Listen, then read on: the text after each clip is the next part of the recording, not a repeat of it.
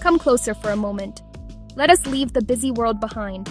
We are going on a journey together, a gentle exploration into the great blue.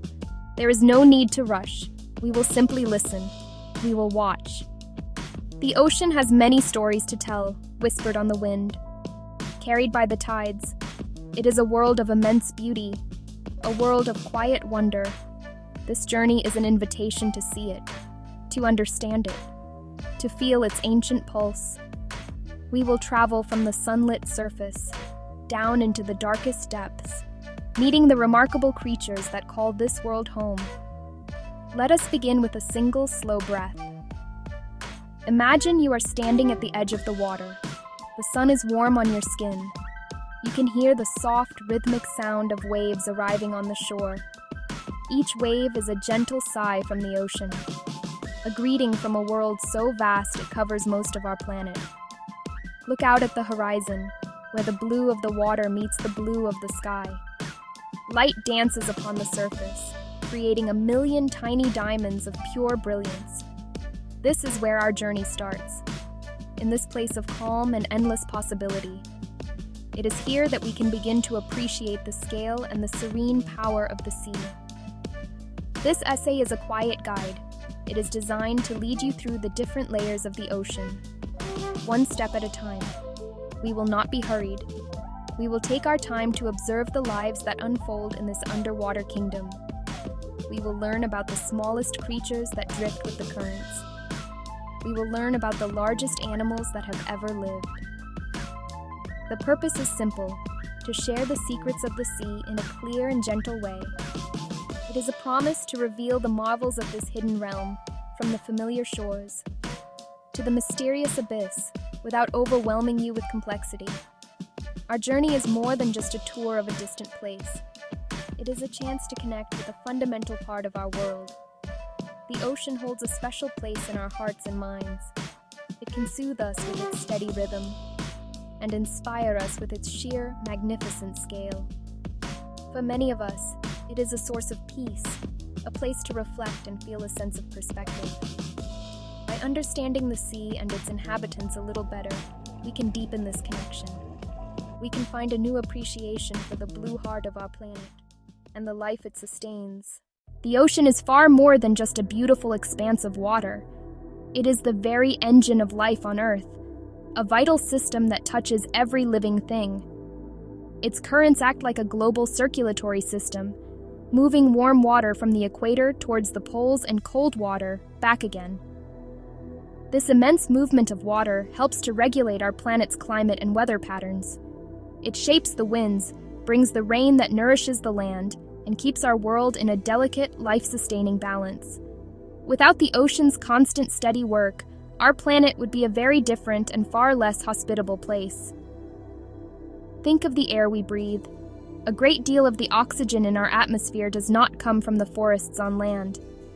It is produced by countless tiny, plant-like organisms that drift in the sunlit upper layers of the sea.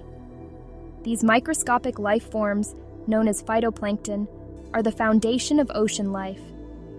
Through the process of photosynthesis, they capture the sun's energy-release oxygen and form the base of a vast and intricate food web. Every second breath you take is a gift from the ocean, a quiet reminder of how deeply our own existence is linked to the health of the sea. This vast blue world is a home. It is not an empty space, but a vibrant, three-dimensional habitat filled with an astonishing diversity of life. From the warm, shallow coral reefs teeming with colorful fish to the cold, dark plains of the abyss, life has found a way to thrive. Each zone of the ocean presents its own unique challenges and opportunities, and the creatures that live there have developed incredible adaptations to survive. We will meet animals that create their own light that withstand immense pressure and that undertake epic migrations across entire ocean basins. Their stories are tales of resilience and ingenuity. Understanding the ocean matters because its fate is our own. The sea provides us with food resources and even inspiration. It is a source of discovery and a frontier of scientific exploration. The health of the ocean reflects the health of our planet. As we journey through its depths, we will see not only its beauty, but also its fragility. This guide is a chance to learn why this world is so important and why it is so worthy of our care and protection. It is a story of life of balance and of our shared responsibility to be good custodians of this magnificent blue realm. Table of Contents. Part 2, Act 1, Surface World, about 4 sections. The Sunlit Zone, a world of light and life. The drifting gardens of the sea, the dance of dolphins and turtles, nurseries of the coast. We begin our exploration in the uppermost layer of the ocean. This is the Sunlit Zone, also known as the Euphotic Zone. It extends from the shimmering surface down to about 200 meters. Here, sunlight penetrates the water, bringing warmth and energy to this vibrant world. This light is the engine that powers almost all life in the sea. It illuminates a realm of constant motion, where vast schools of fish shimmer like clouds of silver, and life thrives in abundance. It is a place of incredible productivity, a bustling, bright world that feels closest to our own, yet it holds many secrets for us to discover. This layer is where the ocean breathes. The sunlight allows for a process we are familiar with on land: photosynthesis. Tiny microscopic organisms use this light to create food, just as plants do in our gardens. This fundamental act of creation supports a vast and complex web of life. The water here is often warmer and more mixed by the wind and waves than the still, dark waters below. This movement helps to distribute nutrients and oxygen, making the sunlit zone a rich and dynamic environment. It is the cradle of marine life, the starting point for countless journeys and the stage for the daily drama of survival. Life in the sunlit zone is a continuous dance between predator and prey. With nowhere to hide in the open water, many animals have developed remarkable strategies to survive. Some, like the silvery sardines, form vast coordinated schools. By moving together as one giant organism, they can confuse predators and increase their chances of survival. Others use camouflage, bodies colored blue or silver, to blend in with the surrounding water and the bright surface above. Speed is another essential tool. Tuna, for example, are built for incredible bursts of acceleration, allowing them to chase down swift prey and escape danger themselves. This is also a world of great journeys. Many of the animals that live here do not stay in one place. They travel vast distances across the open ocean, following the seasons and the availability of food. Sea turtles embark on epic migrations from their feeding grounds to the beaches where they were born, a journey guided by an internal magnetic compass. Whales travel from the cold, nutrient-rich polar waters where they feed to the warm, sheltered tropical seas where they give birth. These long voyages connect different parts of the ocean, weaving the entire sunlit zone into a single, interconnected ecosystem. Let us look closer at the very foundation of life in this sunlit world. It is built upon something so small it is almost invisible to the naked eye. These are the phytoplankton, microscopic, single-celled organisms that drift in the countless billions near the surface. They are the ocean's invisible forests, the primary producers of the marine food web. Using sunlight, carbon dioxide, and nutrients in the water, they perform photosynthesis. In doing so, they produce a staggering amount of the oxygen we breathe. These tiny drifters are the quiet, unsung heroes that sustain the entire ocean, and in many ways, the entire planet. Following the phytoplankton are the zooplankton. These are tiny animals that drift with the currents. Some are the microscopic young of larger creatures like crabs, fish, while others will spend their entire lives as drifters. Among them is the krill, a small shrimp-like crustacean that forms immense swarms. These animals graze upon the phytoplankton, converting the sun's energy into a form that larger animals can consume. They are a vital link in the food chain, a floating feast that supports creatures from the smallest fish to the largest animal on Earth, the great blue whale. The relationship between phytoplankton and zooplankton is a fundamental partnership in the ocean. The daily life of plankton involves a remarkable journey. It is the largest migration on our planet, and it happens every single day. As the sun sets, vast clouds of zooplankton begin to ascend from the deeper, darker waters towards the surface. Here, under the cover of darkness, they can safely feed on the phytoplankton without being seen by predators. As dawn approaches, they sink back down into the relative safety of the twilight zone. This vertical migration is a crucial process, helping to transport carbon and nutrients from the surface into the deep ocean, connecting the different layers of the sea in a constant rhythmic cycle. The sheer abundance of this planktonic life is what makes the surface waters so rich. When conditions are right, with plenty of sunlight and nutrients, phytoplankton can multiply so rapidly that they create a bloom. These blooms can be so vast they are visible from space, turning the ocean surface into a canvas of swirling green and blue. This sudden explosion of life provides a massive banquet for zooplankton, and in turn, for the many other animals that feed on them. It is a seasonal pulse, a boom and bust cycle that dictates the rhythm of life for so many creatures in the sunlit zone. Among the most charismatic inhabitants of the sunlit zone are the dolphins. These intelligent and social marine mammals are perfectly adapted to a life in the open water. Their sleek, streamlined bodies allow them to move through the sea with grace and incredible speed. Dolphins live in complex social groups called pods, where they communicate using a series of clicks, whistles, and body language. They work together to hunt, herding schools of fish into tight balls before taking turns to feed. This cooperation is a key to their success, allowing them to thrive in the competitive world of the open ocean. We also find the ancient and gentle sea turtles here. These reptiles have been navigating the oceans for over 100 million years. They are solitary voyagers for much of their lives, gliding serenely through the water in search of food. Different species have different diets. The green sea turtle, for instance, grazes on seagrass, acting like a gardener of the seabed.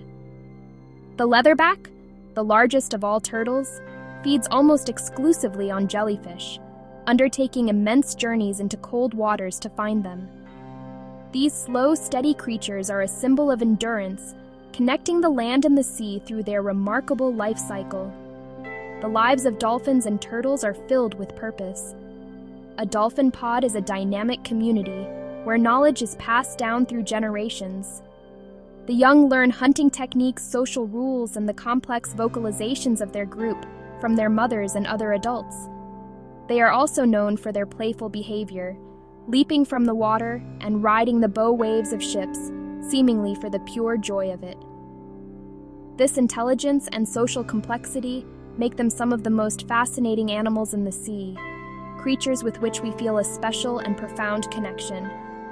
Their world is one of family communication and cooperation. For sea turtles, life is a monumental journey defined by instinct. A female turtle will return to the very same beach where she hatched decades earlier to lay her own eggs. She hauls her heavy body onto the sand, digs a nest with her flippers, and deposits her precious clutch. After covering the nest, she returns to the sea, leaving the eggs to hatch on their own. The tiny hatchlings then face a perilous journey across the sand and into the waves, beginning a life of wandering that may take them across entire oceans before they, too, are called back by the same ancient instinct. The sunlit zone is not just open ocean. Along the world's coastlines, it includes some of the most productive and important habitats on Earth. Here we find the coral reefs, vibrant underwater cities built by tiny animals called polyps. These structures provide food and shelter for a quarter of all marine species, despite covering less than 1% of the ocean floor. The reefs are a kaleidoscope of color and activity, teeming with fish of every imaginable shape and size. From the small, diligent clownfish tending to its anemone home, to the larger parrotfish grazing on the coral itself, life here is complex and interconnected. Another vital coastal nursery is the seagrass meadow. These underwater prairies are found in shallow, sheltered waters around the world. The seagrasses are flowering plants, not seaweed, and they form dense beds that stabilize the seabed and help keep the water clear. These meadows are crucial feeding grounds for animals like green sea turtles and manatees.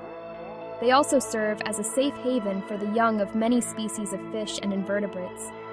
Countless tiny creatures hide among the blades of grass, finding protection from predators while they grow, making these habitats essential for maintaining healthy fish populations in the wider ocean. Mangrove forests also form a critical link between the land and the sea. These unique trees are able to grow in salt water, their tangled roots forming a dense, protective barrier along the coastline. This intricate root system provides a calm, sheltered environment that is perfect for young fish, crabs, and shrimp. They are a nursery for many commercially important species, which spend their early lives protected within the mangroves before moving out to the open sea. The mangroves also protect the coast itself, absorbing the energy of waves and protecting shorelines from erosion and storms, demonstrating the deep connection between marine ecosystems and our own safety. Coral reefs, seagrass meadows, mangrove forests, they are places of immense biodiversity and importance. The health of these coastal ecosystems is directly linked to the health of the entire ocean. They provide the foundation for many marine food webs and support the life cycles of thousands of species. By providing a safe start in life for the next generation, they ensure the continued abundance and resilience of the sunlit world. They are the vibrant heartlands of the shallow seas, where life is at its most concentrated and its most vulnerable. Let us now continue our journey downwards, leaving the bright, energetic world of the sunlit zone behind. We sink deeper into a realm of growing shadows and fading light. This is the twilight zone, or the mesopelagic zone. It begins at around 200 meters. It extends down to about 1,000 meters. Here, the sunlight is a mere ghost of what it was at the surface. It is a faint, deep blue glow that is too weak for photosynthesis. This is a world of silhouettes and secrets. A vast, dimly lit space where the rules of life begin to change in dramatic and fascinating ways. The environment in the twilight zone is profoundly different from the world above. The temperature of the water drops significantly. The pressure steadily increases with every meter we descend. For an animal to live here, it must be able to withstand the immense weight of the water column pressing down upon it. Food is also much scarcer. Without sunlight, there are no plants to form the base of the food web. The inhabitants of this realm must rely on the slow rain of organic matter drifting down from the surface, or on hunting one another in the perpetual gloom. Survival here requires a completely new set of skills and adaptations. Many of the animals that live here have developed enormous eyes. In a world where light is a precious and dwindling resource, large eyes are a crucial advantage. They are able to capture every last photon of the faint, ambient light filtering down from above. This allows them to spot the faint outlines of prey or the dark shape of an approaching predator. Some fish have tubular eyes that point permanently upwards, constantly scanning the water column above for the silhouette of a potential meal against the distant, brighter surface. It is a world built for observation, where seeing without being seen is the key to survival.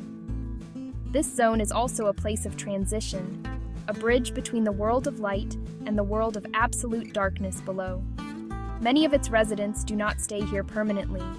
Tiny zooplankton, larger squid, fish, undertake a great vertical migration each day. They spend their days resting in the relative safety of the twilight zone's darkness. Then, as night falls on the surface world, they begin their long journey upwards to feed in the richer waters of the sunlit zone, returning to the depths before the sun rises again.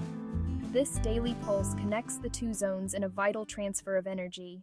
Section 2. Lanterns in the Dark, the Art of Bioluminescence. As we move deeper into the twilight zone, a new kind of light begins to appear. It is not the light of the sun, but a light created by life itself. This is bioluminescence. Living organisms produce their own light through chemical reactions. In the deep ocean, where sunlight cannot reach, this living light becomes the dominant form of illumination. It transforms the darkness into a silent, glittering spectacle. Fish, squid, jellyfish, and even bacteria using light to communicate, to find mates, to lure prey, and to defend themselves in the endless gloom. It is the language of the deep. The ways in which animals use bioluminescence are incredibly diverse and ingenious. Consider the lanternfish, one of the most abundant residents of the twilight zone. Its body is covered in a unique pattern of tiny light-producing organs called photophores. Each species has its own distinct arrangement of lights, like a signature. Those patterns allow them to recognize their own kind in the dark. They can flash these lights to communicate with one another, coordinating their movements as they travel in vast schools. This signaling is essential for schooling, mating, maintaining their social structure. Bioluminescence is also a masterful tool for hunting and defense. The anglerfish uses a luminous lure that dangles from its head. That single point of light is an irresistible beacon for smaller fish. When they move in, the anglerfish strikes with enormous, needle-toothed jaws. Other creatures use light as camouflage. The hatchetfish has light organs on its belly. It can adjust brightness to match the faint glow from the surface, effectively erasing its own silhouette from predators below. This living light can also serve as dramatic self-defense. Some deep-sea squid, some deep-sea shrimp. When threatened, they release a cloud of luminous liquid. The sudden bright flash momentarily blinds and confuses the attacker. In that brief moment, the squid or shrimp escape into the darkness. An underwater firework display with a life-or-death purpose, a beautiful and effective strategy for survival in a world where the only light is the one you make yourself. Section 3. The Silent Hunters of the Gloom. Hunting in the Twilight Zone is an exercise in patience and stealth. With less food available, energy is a precious commodity that cannot be wasted on long, high-speed chases. The predators here are often masters of the ambush. They hang motionless in the water, conserving their strength and waiting for an unsuspecting meal to drift or swim within reach. Their bodies are often adapted for this lifestyle, with large mouths that can swallow prey whole and expandable stomachs that allow them to consume a meal that might be even larger than themselves. In a world of scarcity, you must take every opportunity that comes your way. The viperfish is a perfect example of a Twilight Zone ambush predator. It is a fearsome-looking creature with a long, slender body and a disproportionately large head. Its most striking feature is its enormous fang-like teeth. These teeth are so long that they do not even fit inside its mouth. They curve back up towards its eyes when its jaw is closed. The viperfish hangs vertically in the water, perfectly still, using a light-producing organ on its dorsal fin as a lure. When a small fish or crustacean investigates the light, the viperfish lunges forward, impaling its victim on its needle-sharp teeth before swallowing it. Camouflage is another essential tool for the hunters of the gloom. Many creatures have developed bodies that are dark, red, or even transparent to help them blend in with their dimly lit surroundings. In the deep sea, the color red appears black because there is no red light to reflect, making it a highly effective form of camouflage. Other animals, like the glass squid, have almost completely transparent bodies. They are like ghosts in the water, nearly impossible to spot as they drift silently through the water column. This invisibility allows them to get close to their prey without being detected and helps them avoid becoming prey themselves. The dragonfish is another remarkable hunter that combines several of these strategies. It has a large jaw, long teeth, and uses a luminous lure like the anglerfish. But it also possesses an extraordinary secret weapon. While most bioluminescence in the ocean is blue or green, the dragonfish can produce red light from a special organ beneath its eye. Most deep-sea animals cannot see red light, so the dragonfish can use its red headlamp to illuminate its prey without the prey being aware of it. It is like having a secret sniper scope in the dark, giving the dragonfish a unique and deadly advantage in its hunt for food. Section 4. Giants of the Twilight Realm. While many inhabitants of the Twilight Zone are small and economical, this dimly lit world is also home to some true giants. The Humboldt squid, also known as the jumbo squid, is a powerful and formidable predator that roams these waters. Growing up to 2 meters long, These creatures are known for their intelligence, speed, and aggression. They hunt cooperatively in large groups, using their powerful tentacles and sharp beaks to overwhelm prey like lanternfish, krill. They communicate using rapid flashes of red light, white light, across their skin, coordinating their attacks with a speed and complexity that is astonishing to observe. Another giant that passes through this realm is the magnificent sperm whale. This is the largest toothed predator on Earth, and it is a master of the deep. A sperm whale can hold its breath for over an hour, allowing it to undertake immense dives from the surface down into the twilight zone and even deeper into the midnight zone below. It comes here to hunt its primary prey, giant squid. Using powerful clicks of echolocation to navigate and find its quarry in the total darkness, the sperm whale engages in epic battles with these huge cephalopods, battles that are often only evidenced by the sucker-shaped scars left on the whale's skin. The oarfish is another elusive giant of the deep. It is the longest bony fish in the world, thought to reach lengths of over 11 meters. Its body is like a long silver ribbon, with a bright red dorsal fin that runs the entire length of its body, forming a crown-like crest on its head. Oarfish are rarely seen alive, as they spend their lives in the deep ocean, feeding on small zooplankton like krill. Most of what we know about them comes from specimens that have washed ashore after storms, or have died and floated to the surface.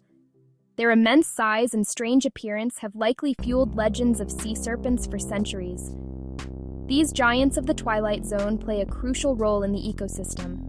The sperm whale, by feeding in the depths and returning to the surface to breathe, helps to transport nutrients between the different ocean layers.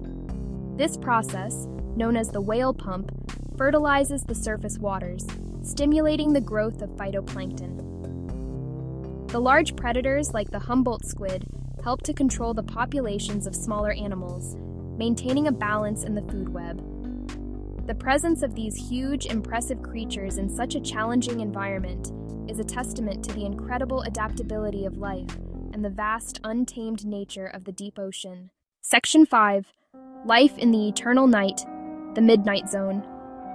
Below the Twilight Zone, we enter a world of absolute and eternal darkness. This is the Midnight Zone, or the Bathyal Zone, which stretches from 1,000 meters down to 4,000 meters.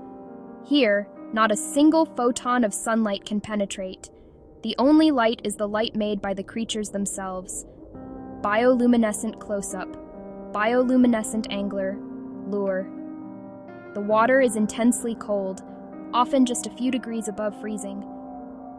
And the pressure is immense, reaching over 400 times the pressure we experience at sea level. It is an environment that seems utterly hostile to life, yet even here, a surprising diversity of animals has found a way to survive and thrive. Life in the Midnight Zone moves at a much slower pace. With food being extremely scarce and temperatures being so cold, the animals that live here have very slow metabolisms. They move slowly, grow slowly, and live for a very long time. This is a strategy for extreme energy conservation. Instead of actively hunting, many creatures simply wait for food to come to them. They rely on the steady, slow fall of marine snow, a constant drizzle of dead plankton, fecal pellets, other organic debris. This sparse rain of nutrients is the foundation of life in the deep. A ghostly white gulper eel with its massive, loosely hinged jaw wide open, emerges against the pure black backdrop of the deep sea. Section 1. The Final Frontier, the Abyssal Plains. We now sink to the very floor of the ocean, into a world that was once thought to be entirely devoid of life. This is the abyss, the abyssal zone, which begins at 4,000 meters and stretches down to 6,000 meters. It covers a vast portion of our planet's surface, forming immense, flat, and featureless plains. The darkness here is absolute and has been for millions of years. The water is just above freezing, a stable and unchanging cold. The pressure is almost beyond comprehension, a crushing weight that would instantly destroy any land-based organism. It is the largest single habitat on Earth, a silent, dark, and profoundly remote world. The landscape of the abyssal plain is a vast expanse of soft, fine sediment. This mud is made up of the accumulated remains of marine life that have slowly drifted down from the waters above over countless millennia. This marine snow is the only source of food for most of the creatures that live here. It is a very thin and sparse covering, offering very little energy. Life on the abyssal plains is therefore slow and patient. The animals that inhabit this realm are specialists in surviving on the barest minimum, masters of finding and consuming the scarce nutrients that settle on the deep ocean floor. This is a world of extreme economy. The creatures of the abyss are wonderfully strange, shaped by the immense pressure and scarcity of their home. Many are deposit feeders, slowly moving across the seafloor and ingesting the mud to extract its tiny fraction of organic matter. The sea cucumber is one of the most common inhabitants. These soft-bodied animals crawl slowly across the plains, like earthworms of the deep, processing vast amounts of sediment and playing a vital role in recycling nutrients. Other creatures, like the tripod fish, have evolved long, stilt-like fins. They stand motionless on the seafloor, facing into the faint current, waiting to sense the vibration of any small crustacean that might drift by. This is a world that has been largely untouched by time. The conditions have remained stable for eons, allowing for the evolution of unique and ancient life forms. Lifespans here are often incredibly long, as the slow metabolism and lack of predators allow animals to grow and live at a glacial pace. Some deep-sea corals and sponges are thought to be among the oldest living organisms on Earth, with some colonies estimated to be thousands of years old. They are silent, living monuments to the slow, steady rhythm of life in the deepest, darkest parts of our world, a testament to the sheer persistence of life in the most unlikely of places. Section 2. Life around the vents, an oasis in the dark. In the vast, cold, and dark expanse of the abyssal plains, there are extraordinary exceptions. There are places where the seafloor itself provides a source of energy, creating vibrant oases of life. These are hydrothermal vents, discovered by scientists only a few decades ago. Here, seawater seeps down into cracks in the Earth's crust, becomes superheated by magma, and is then forced back up into the ocean. This hot, mineral-rich water erupts from the seafloor, forming chimney-like structures known as black smokers. It is a dramatic and alien-looking landscape, a place where geology and biology meet in a spectacular fashion, creating a world independent of the sun. The water that billows from these vents is toxic and scaldingly hot, yet life clusters around them in astonishing abundance. The foundation of this ecosystem is not sunlight, but chemistry. Specialized bacteria have evolved a remarkable ability to harness the energy from the chemical compounds in the vent fluid, particularly hydrogen sulfide. This process, called chemosynthesis, is a parallel to the photosynthesis that powers life at the surface. These bacteria form thick mats on the seafloor, or live inside the bodies of other animals. They are the primary producers, creating a rich food source in the middle of a barren desert, supporting a thriving community of unique creatures. Among the most iconic inhabitants of these vent communities are the giant tube worms. These creatures can grow over 2 meters tall and have no mouth, no gut, and no anus. They stand in dense thickets around the vents, their bright red plumes waving gently in the water. They survive through a symbiotic partnership with the chemosynthetic bacteria that live inside their bodies. The plume acts like a gill, absorbing chemicals from the vent water and oxygen from the seawater. It delivers these to the bacteria, which in turn produce all the food the worm needs to survive. It is a perfect and self-contained partnership, a life built entirely on chemistry. The vent ecosystem is a bustling, crowded city of life. White crabs scuttle over the chimneys, scavenging for food. Strange fish, blind and pale, navigate the turbulent water. Mussels form dense beds, clams form dense beds, filtering the bacteria-rich fluid. This entire world exists in isolation, a pocket of intense biological activity, surrounded by the vast emptiness of the abyss. The discovery of hydrothermal vents completely changed our understanding of where and how life can exist. It showed us that life does not depend solely on the sun's energy, and that it can flourish in the most extreme and unexpected corners of our planet. The abyssal floor is not only home to small, slow-moving creatures, it also hosts some surprisingly large animals that have adapted to this high-pressure, low-food environment. One of the most fascinating is the giant isopod. This creature looks like a colossal version of a common woodlouse or pillbug, but it can grow up to half a meter long. It is a scavenger, a member of the deep-sea cleanup crew. Tough, armored exoskeleton protects it from the pressure.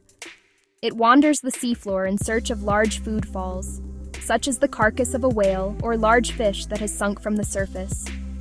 When a large food source arrives on the abyssal plain, it is a rare and momentous event. It provides an incredible feast for the inhabitants of this food-starved world. Hordes of scavengers, giant isopods, swarms of amphipods descend upon the carcass with surprising speed. They gorge themselves, eating so much they may not need to feed again for a very long time. Giant isopods have an extremely slow metabolism and can survive for years without a meal. Ability to feast then fast is a crucial adaptation for a life with unpredictable banquets. Another remarkable group are the deep-sea grenadiers, also known as rat-tails, some of the most abundant fish in the abyssal zone. Large heads, big eyes, long tapering tails. Active predators, scavengers, swimming slowly just above the seabed. They use sensitive barbels on their chins to probe the mud for small crustaceans, worms, other invertebrates. Presence in large numbers shows that an active hunting lifestyle is possible for those with the right adaptations to find hidden life within the sediment. The existence of these larger animals highlights the interconnectedness of the entire ocean. Their survival often depends on the productivity of the sunlit world above. The fall of a whale carcass can sustain an entire community for decades, providing a massive injection of energy into the food-poor environment. Whale falls become islands of rich life on the abyssal plain, supporting a succession of different species over many years. A reminder that no part of the ocean is truly isolated. The top and the bottom are linked in the great, slow cycle of life and death. Our journey now takes us to the deepest and most mysterious places on our planet. Beyond the abyssal plains lie the Hadal zones, the deep ocean trenches. These are immense chasms that plunge down into the Earth's crust, formed where one tectonic plate slides beneath another. The most famous of these is the Mariana Trench in the Pacific Ocean. Its deepest point, the Challenger Deep, lies nearly 11,000 meters below the surface. The pressure here is over 1,000 times greater than at sea level, equivalent to the weight of 50 jumbo jets stacked on top of a single person. It is the most extreme environment on Earth. For a long time, it was believed that no life could possibly exist under such colossal pressure. The first descents into the trenches by crewed submersibles, robotic submersibles, were voyages into a completely unknown world. Scientists were astonished to discover that life was indeed present, even at the very bottom. The creatures that live here are not just surviving, they are thriving.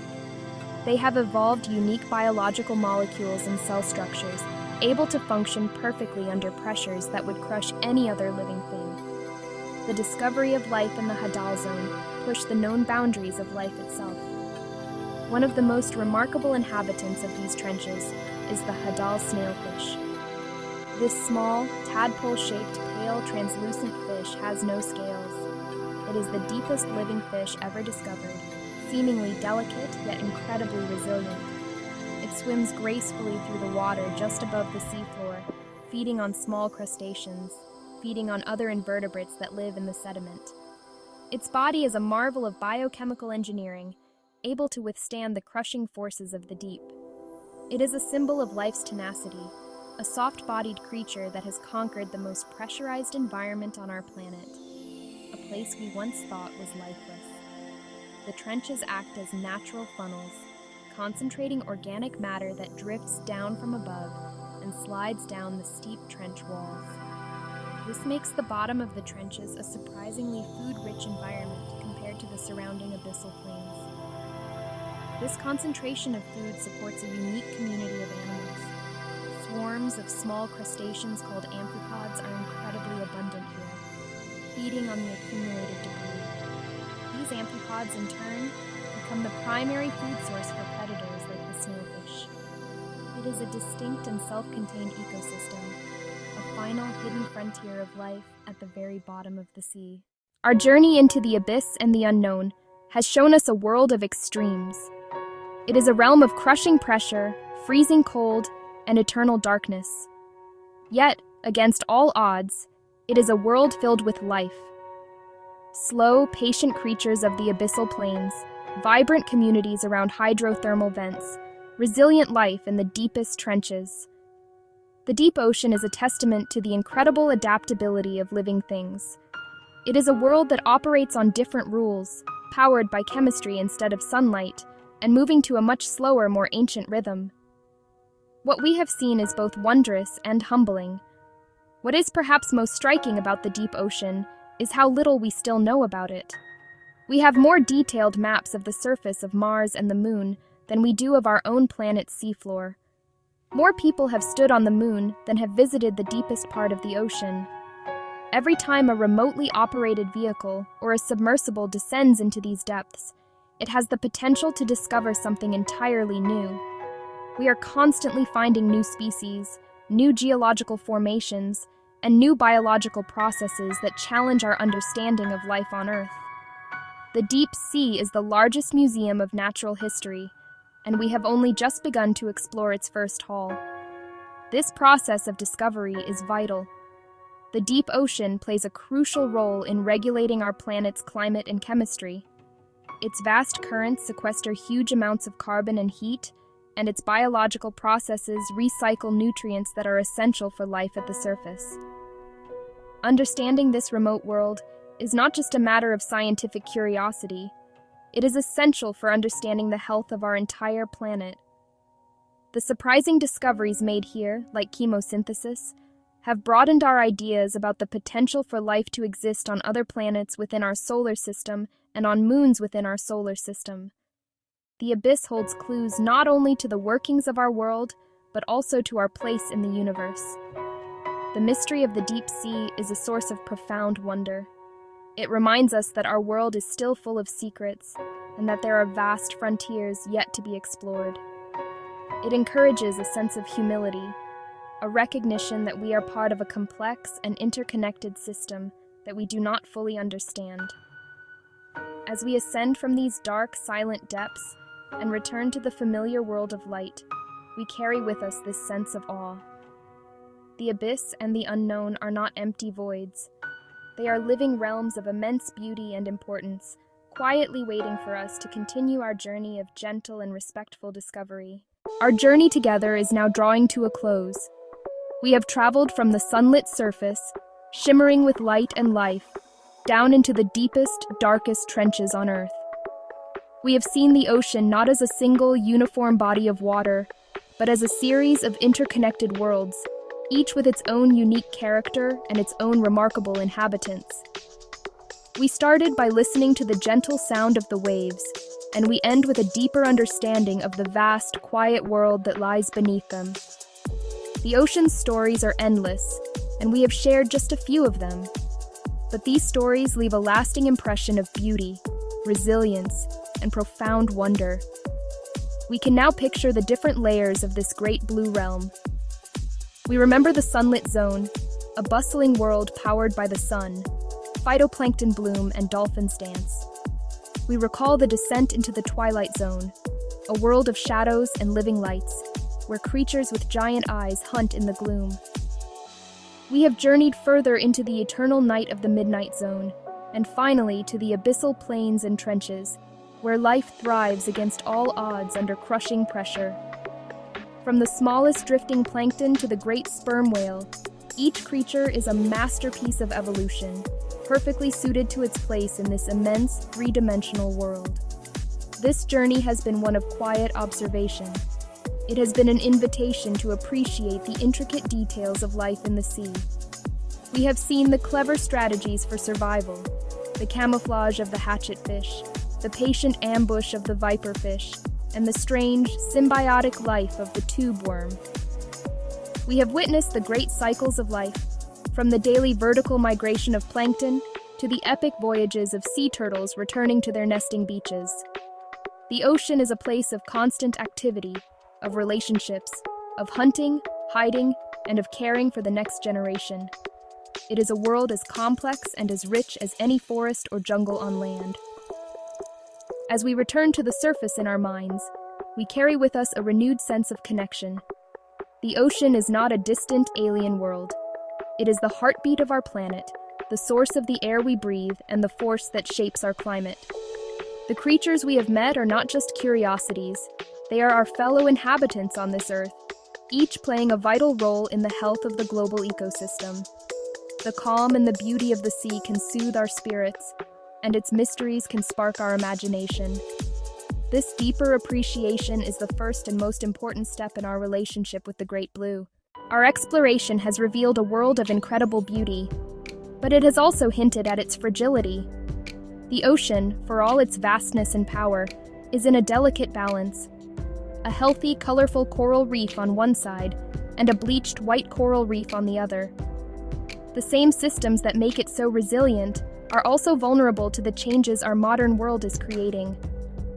The lives of the creatures we have met, corals of the shallow reefs, fish of the deep sea, are being affected by human activity in ways that are quiet but profound.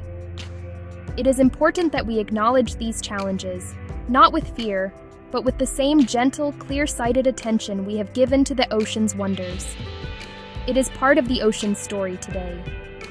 One of the challenges we see is the warming of the seas. The ocean has absorbed a great deal of the extra heat in our atmosphere, which has helped to buffer the climate on land. But this comes at a cost.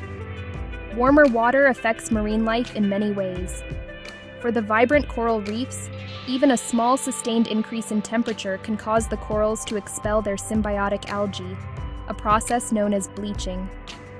This leaves the coral weak and vulnerable, and if it persists, the entire reef ecosystem can collapse.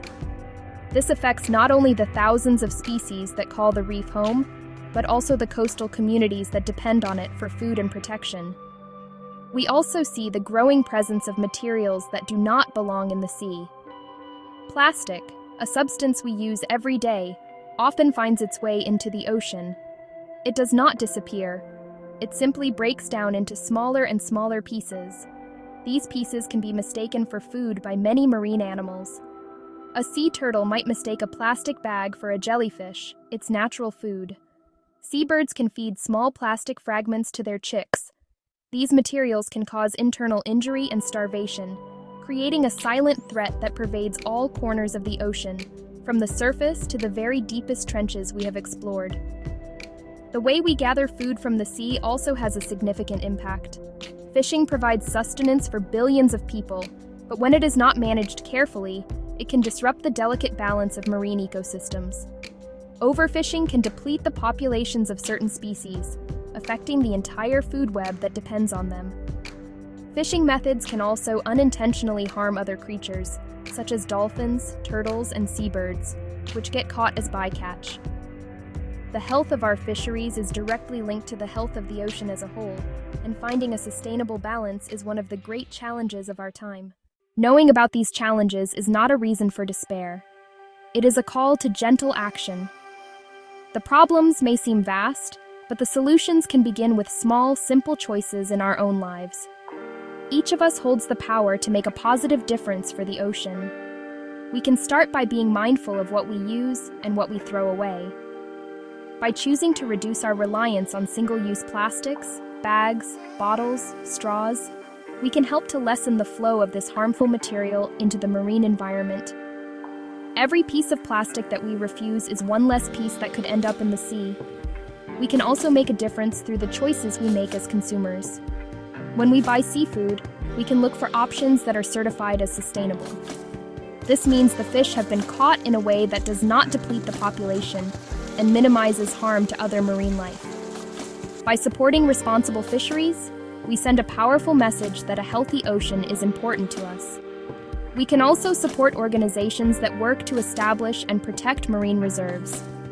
These protected areas act as sanctuaries for marine life, allowing ecosystems to recover and flourish, and helping to replenish fish stocks in surrounding areas. One of the most powerful actions we can take is to continue to learn and to share what we know. The more we understand about the ocean, the more we will value it. We can read books, watch documentaries, visit local aquariums or science centers. We can talk to our friends and family about the wonders we have discovered and the challenges the ocean faces. By fostering a sense of curiosity and care in others, we help to build a wider community of people who appreciate and want to protect our planet's blue heart. Education is the seed from which all meaningful conservation grows. It turns wonder into stewardship. Our journey ends here, but our connection to the ocean does not. The sea will continue its ancient rhythms, its tides will rise and fall, and its creatures will continue their lives in the vast blue. Let us make a quiet promise to them and to ourselves. A promise to be mindful, to act with care, and to be a voice for the silent world beneath the waves. The future of the ocean is our future. By protecting it, we protect ourselves, and we preserve its immense beauty and mystery for the generations that will come after us. Let us be good custodians of this precious and magnificent world.